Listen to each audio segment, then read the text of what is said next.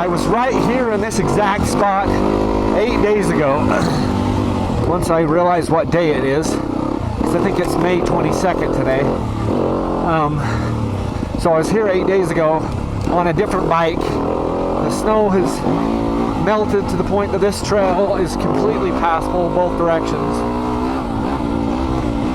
Just kind of fun to see the evolution of that snowpack. And now we're going to take this humdinger of a bike up the same trail as I took my 250XC, and immediately I'm in trouble. The bike doesn't have as much grunt, and so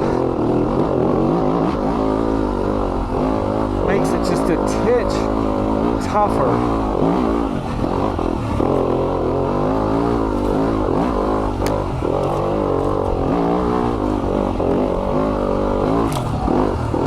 I'm also getting a little bit more feedback in my hands on this fork than I did on my air fork last week with my air fork down around 118 psi on that 2020 250XC.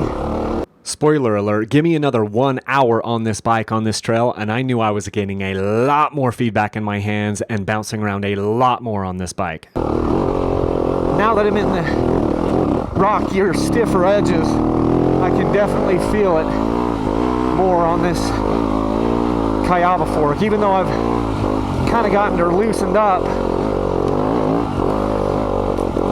just on my clickers a little bit.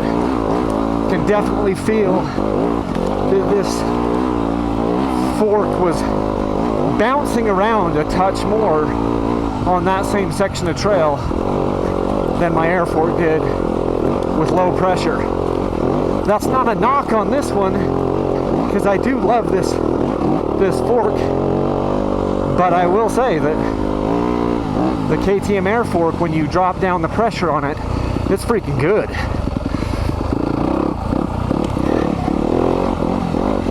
And for these roots and stuff, the air fork is performing better than this one did. I'm just bouncing around a little bit more. This is very good, very planted, but geez, I was like glued to the trail last week. And I'm not quite as glued to it this time. Gotta get up around this. There's that turning radius thing. I'm like, how come my bar isn't turning anymore? Turning radius on this bike is also not great.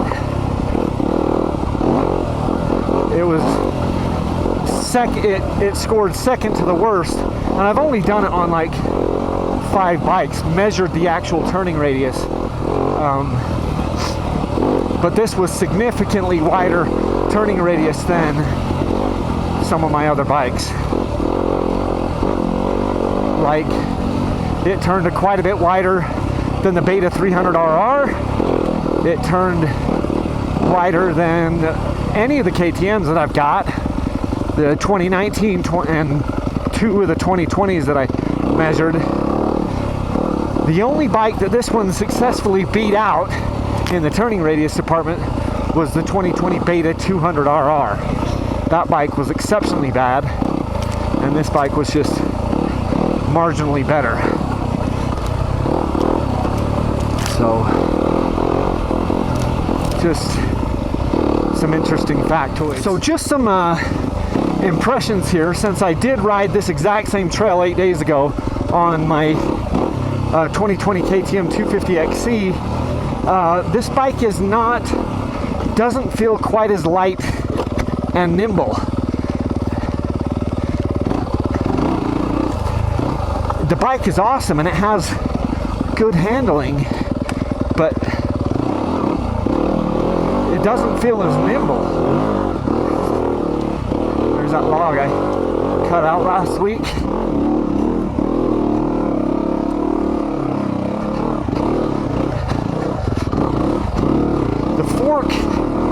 definitely isn't as soft.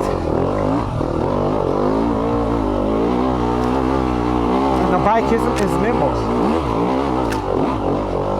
This isn't so much like cornering as it is just like dodging rocks, and dodging roots and branches. And this one is just not quite as free feeling.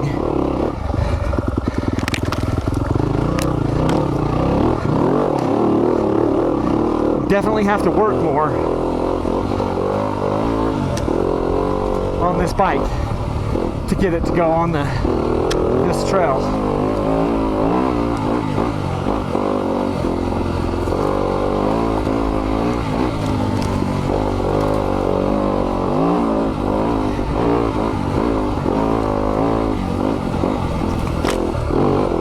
Because this isn't like a speed demon trail, you know? And then you have these uphills here where lots of exposed rock and stuff. And you're just dodging them. I have to shift down.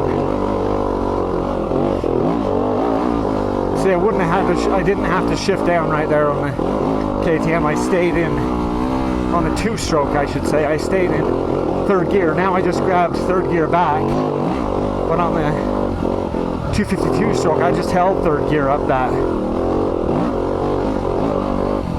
Pretty sure anyway. But yeah, like this, where it's just like zing, zing, zing. You're just, you know, kind of carving through.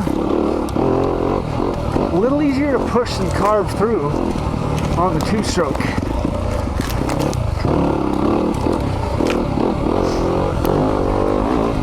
This is good. Don't get me wrong.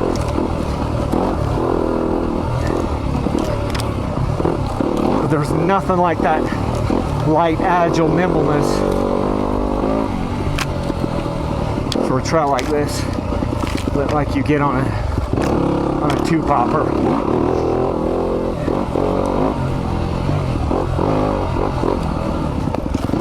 Sam was supposed to come with me today, and he would have had his 250XC, and then we'd have been able to swap back to back, which would have been super cool. As it is, I'm just having to remember what it was like last week, which does put me at a little bit of a disadvantage, you know. It could be, some of it could be this week I'm just not quite as on, not feeling it as much, because that does play a factor. You know, how you're feeling that day, if you're feeling spunky or not. But the bouncing around though, I'm sure this bike is deflecting and bouncing around more. I'm positive of that.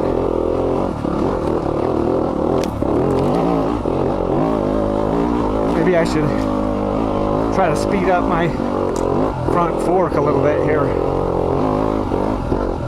And I checked the clickers in just a second, and I'm only 2 clicks away from being fully open on those things.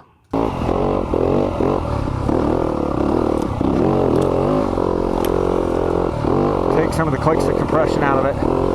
See if that helps with the bouncing around. See, because today is slower